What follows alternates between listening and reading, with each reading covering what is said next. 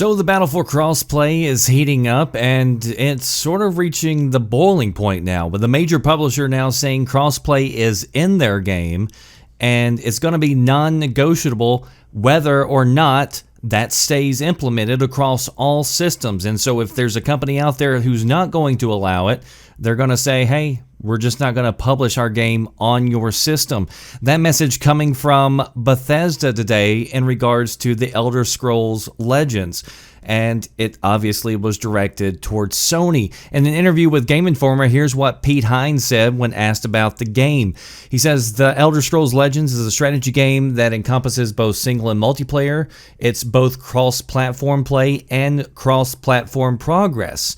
And so Game Informer stepped in. He said, so does that mean that it would be cross-play and cross-platform only on certain systems? Since, PS4 obviously isn't allowing cross-play and cross-platform. And Hines replied with, quote, it is our intention in order for the game to come out, it has to be those things on any system. We cannot have a game that works one way across everywhere else except for this one place. The way the game works right now on Apple, Google, Steam, Bethesda.net, it doesn't matter where you buy your stuff. If you play it on another platform, that stuff is there. It doesn't matter what platform you play on. You play against everybody else who is playing at that moment.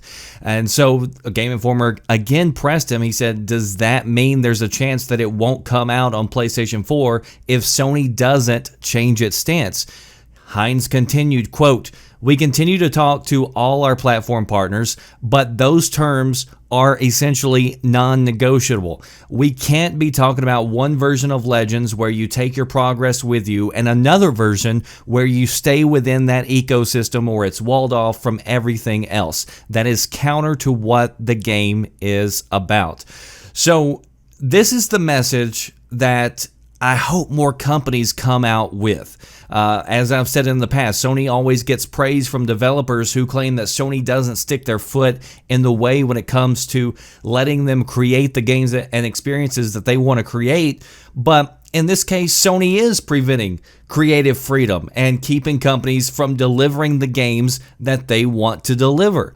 And now you've got Bethesda drawing a line in the sand and saying, look, you're either going to let us do what we want to do, or you're going to find out that the game's going to be available on pretty much every single platform except for yours. And so it's honestly the ultimatum that I wish Fortnite would have had the courage to deliver with their fiasco, because they've certainly made enough money that they could afford to take a stance like that to pretty much force change. But at the same time, I totally understand as a business, it's hard to bypass 80 million potential new customers. But in this case, Bethesda is with this particular game. But if more games were to take this approach, it may actually force Sony to retreat from their anti-crossplay stance. And so, will this game be the one that actually does it? Probably not, to be honest, because it's a card game, and so it's a niche anyway. But it's certainly a bold step from a big developer. And when you add it in with all the other steps, it could definitely move the needle.